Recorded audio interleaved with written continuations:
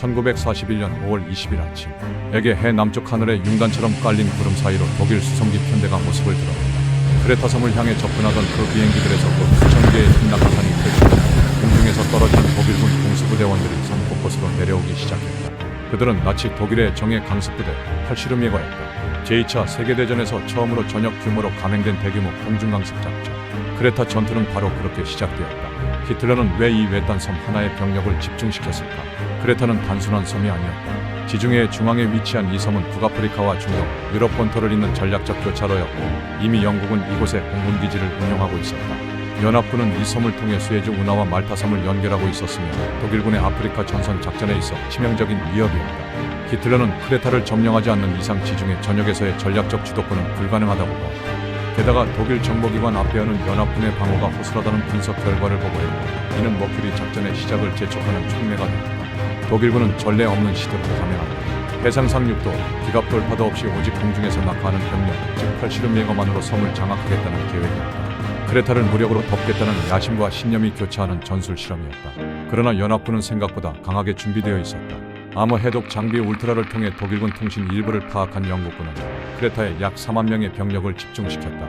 이들은 뉴질랜드, 오스트레일리아, 영국 본토군, 그리고 크레타 현지 민병대로 구성되었고 주요 상륙 예상 지점에 기관총 진지와 대복선을 설치하며 방어를 구축하고 있었다. 공수부대원들이 낙하한 순간 섬은 순식간에 불지옥으로 변했다.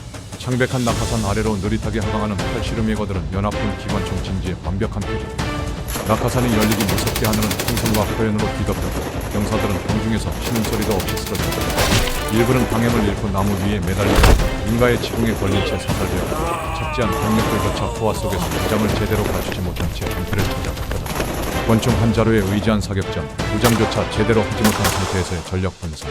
전선은 혼란과 공포로 뒤덮였다. 이런 상황은 단순한 전술 실패가 아니었다. 그 이면엔 독일 공수작전 특유의 구조가 있었다.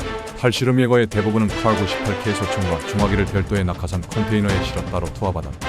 이는 무기 파손을 방지하고 낙하 중 병사의 균형을 고려한 결정이었지만 그만큼 착지 직후의 즉흥 전투에는 제약이 컸다.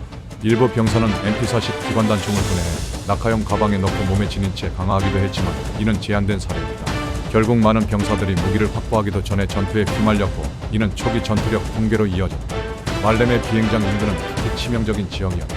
넓은 개활지에는 숨을 곳이 없었고 뉴질랜드군이 구축한 기관총 진지에서 쏟아지는 교차 사격은 하강 중인 병사들에게 치명상을 입히며 낙하 중에 전투불능 상태로 만들었다. 독일군은 불과 몇 시간 만에 2천여 명 이상의 전투력을 상실했고 섬 전역 곳곳에 고립된 팔시름 예거들은 통신도, 지휘도, 무장도 없이 생존을 위한 분산 전투에 내몰렸다.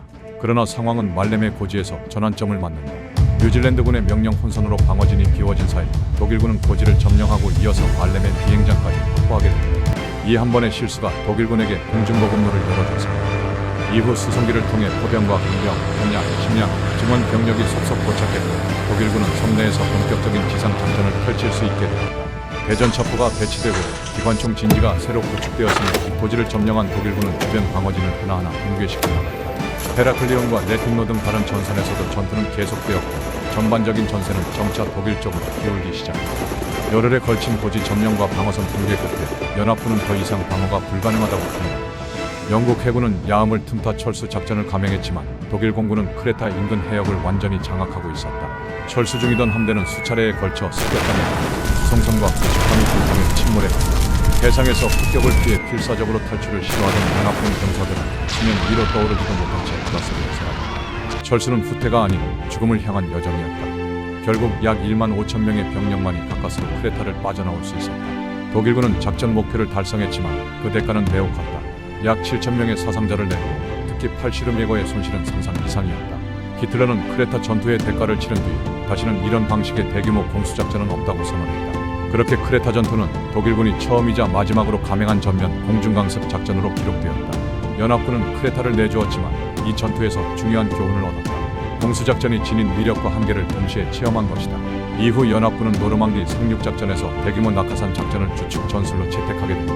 한편 크레타 주민들은 점령 이후에도 끝까지 저항을 이어갔다. 산악지대를 중심으로 펼쳐진 게릴라전은 독일군에게 지속적인 부담이 되었고 이는 크레타가 단순히 점령당한 땅이 아니라 살아 숨쉬는 저항의 무대였음을 증명하였다. 크레타 전투 그것은 제2차 세계대전이라는 거대한 전쟁 속에서 공중강습이라는 새로운 전술이 빛났다가 곧 그 한계를 드러낸 순간이었다. 팔씨름 예거들이 하늘에서 떨어지던 그날 전쟁의 양상은 이전과는 전혀 다른 국면으로 접어들게 되었다.